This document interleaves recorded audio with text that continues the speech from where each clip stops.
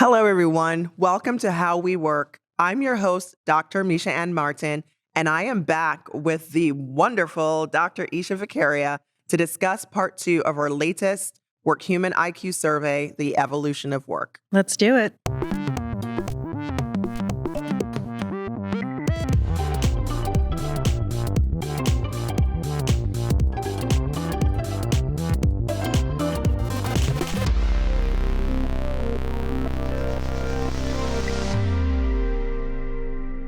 All right, so here we are back for part 2, discussing evolution of work. I actually think we can summarize what we talked about last time with what we're seeing throughout this report is that people who are required to be somewhere, whether it's remote or hybrid or on-site, are having worse experiences at work. And it's not necessarily that hybrid is the answer or remote is the answer. The answer is listen to your employees and take their preferences into account.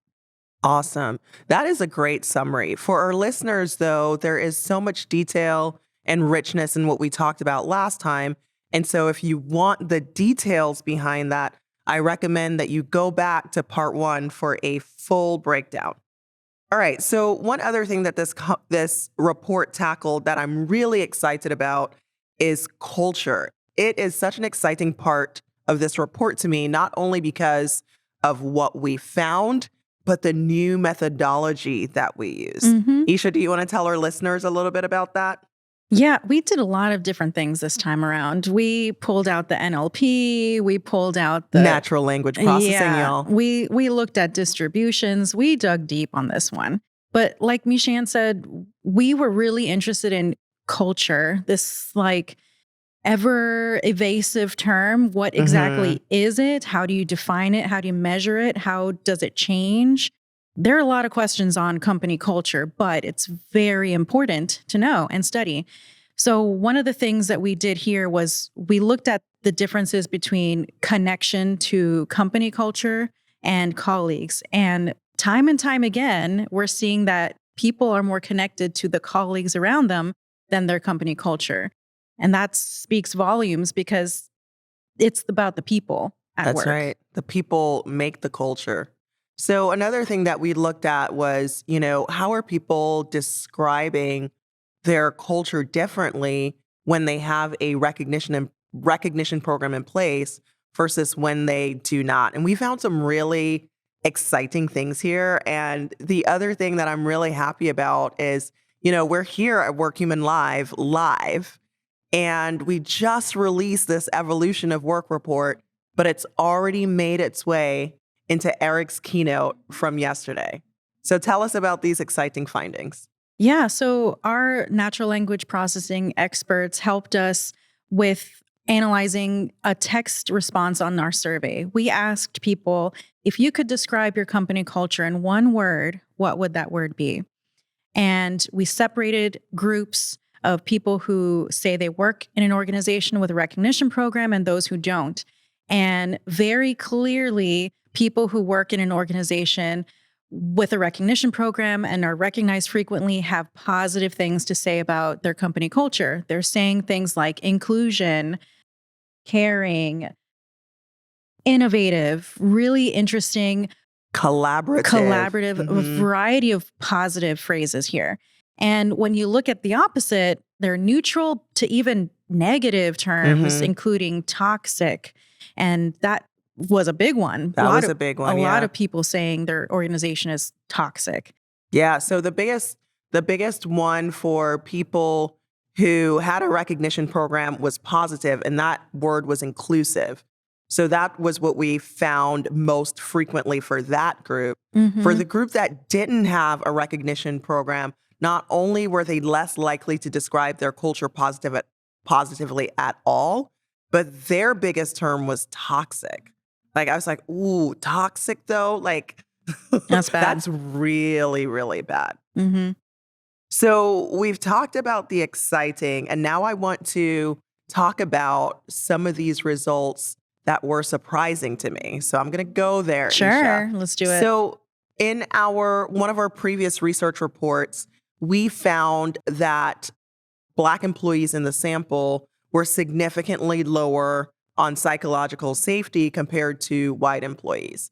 And this time we found that they were significantly higher. Both men Now, and women. both men and women, yes. And as a researcher, like that is that is a bit of your worst nightmare, not only because you're finding something different than we found last time, but also because before now, we'd been talking about that finding a lot. Like I've talked about it at Work Human Live, with prospects, on webinars. And my first thought was, oh my gosh, did we go out there with the wrong thing? And then as a Black person, I was like, no, we didn't. I know better. And so we dug deeper to understand why we were finding something different than we found the first time. So do you want to tell us a little bit more about that? Yeah. So, you know, when the results come in and the means aren't the same, we're like, that's scratching our head. What's going on here?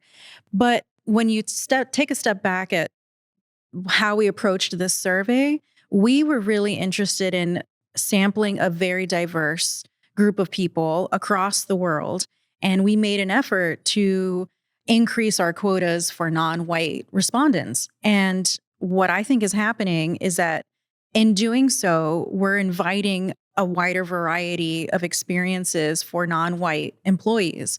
And so we're seeing the good and the bad. And we happen to have more people in this sample having the good experiences.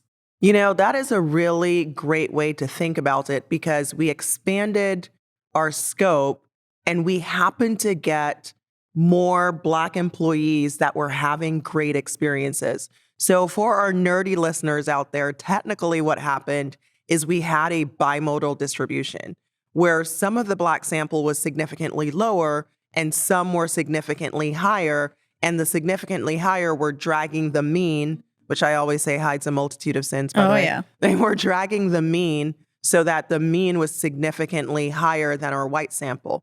But then when we dug deeper again, what we saw was that compared to our white sample, this Black sample had a disproportionate number of people with the good experiences at work that were related to higher psychological safety. So then I went from distressed to excited, right? Because this means something. So we found that compared to our white sample, our Black sample were more likely to have a say in their work arrangement. They were more likely to work somewhere that celebrated personal life events. They were more likely to work somewhere that had a recognition program. They were more likely to check in weekly. They were more likely to be participating in ERGs. So then my emotions, lots of emotions here, turned to hopeful, because what this really showed to me is that for a sample that often doesn't feel like they can be their authentic selves or that they can speak up, when you implement these practices, you can make a difference. And what I love about this research is we're not afraid to put out where we are in the process. Yes. We don't have all the answers right now. And we're curious to know more about the Black experience at work, the good and the bad, and how we can elevate more people into the good experiences. I am so proud of us with this report. Like, look at us innovating all over the place, continuing to ask the questions and dig deep. You know, it would have been easy to be like, let's just not talk about this. Brush it under the rug. Yeah, let's not just, because it's different from what we found. Let's just not talk about it. And I'm so proud of us that we didn't do that. So another topic we tackled this time that was a little bit newer for us was this idea of ERGs, or employee resource groups. So I just said, you know, that more of our Black sample was participating in that, and that is related to higher psychological safety. But can you tell our listeners, Isha, what else we found regarding ERGs? Yeah, ERGs are very hot right now. Everybody's talking about ERGs, but nobody has data on ERGs. Nobody's really measuring the experience of employees participating in ERGs. And on a personal level, I wanted to understand what kind of toll it takes on individuals who are contributing to this work affinity group and not getting paid for it, not getting compensated, not, you know, kind of operating in a silo, not letting that work get as much attention as it should. Yeah. So what we did was we asked in our survey, Do you participate in an employee resource group? And looking at the differences between people who do and people who don't.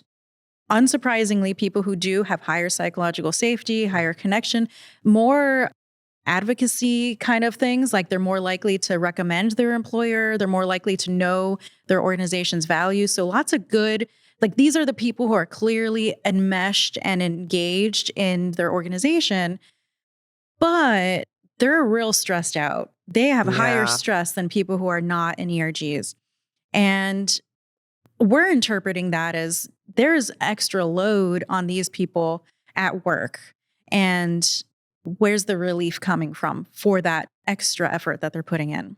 I think that there's another component to it. We're doing another line of research with an organization called Black Men in Tech. And with that sample and in that research, we asked about ERGs as well. And one of the things that came out of that research is, I'm not getting recognized for this. I'm doing all of this for this company for free, and it's invisible. Yeah. It's not being recognized. And furthermore, there's a portion of this sample that says that they are being treated unfairly as a result of their participation in ERGs. So that makes me really sad and really mad because there's so much potential around things like this. But, I've heard these stories from my own network, right? Yeah. Where the company says ERGs are important, but the manager doesn't endorse the employee spending time on it. And that can be a stressor. For sure. Right. And so I think a couple of things that companies can do is make sure that people do have the time. Like, first of all, don't just say it's important, but don't allow people to carve out the time to participate.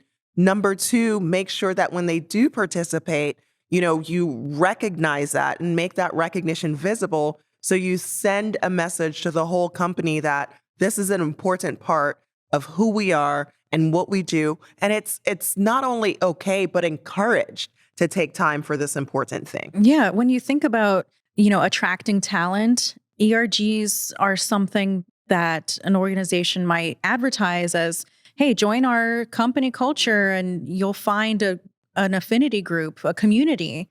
And what happens after they join? We got to make sure that they're uplifted throughout and not just entering and not getting value from it. So another thing about ERGs that I thought was interesting is when we looked at the participation levels, like who's more likely to participate in ERGs? These are Black and Hispanic employees, LGBTQIA employees, caretakers, and this makes sense. These are groups of people who are looking for a community. And if you remember from last time, some of these people are also the ones who are more likely to want to work in their preferred work arrangement and be willing to take a pay cut for their preferred work arrangement. So these are groups of people who are clearly needing a community and needing tailored approaches to how they work and need that attention.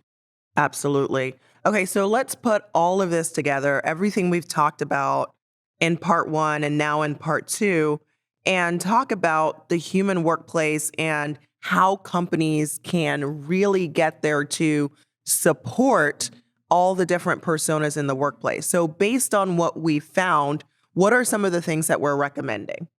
So I think the idea of the human workplace is really interesting because it's not just one thing.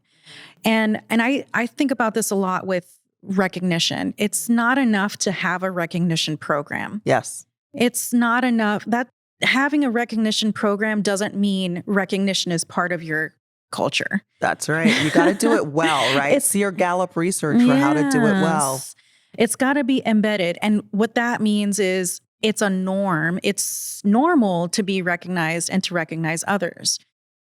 So back to human workplace, it's not just enough to have a recognition program. It's the combination of things at work, including how your relationship with your manager, how often and what kind of quality check-ins you're having with them. Do they care about your well-being and productivity and career growth? Like that's big. Yeah. And are you recognized? Are you valued? Are you feeling seen? But also the human element here is that you don't just shut off your humanity when That's you're right. working. People get married, people have babies, they go on leave, they come back from leave. We are all humans, first and foremost. And when you work in an organization that not only acknowledges that, but celebrates that, like, hey, you came back from leave, welcome back. You are a valued person in our organization. That is what contributes to the overall human workplace. And that's where we see the biggest benefits, the highest psychological safety in this report.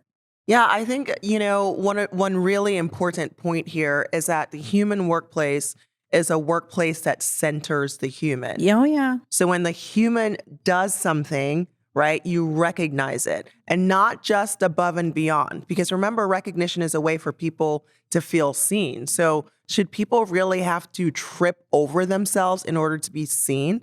I say no.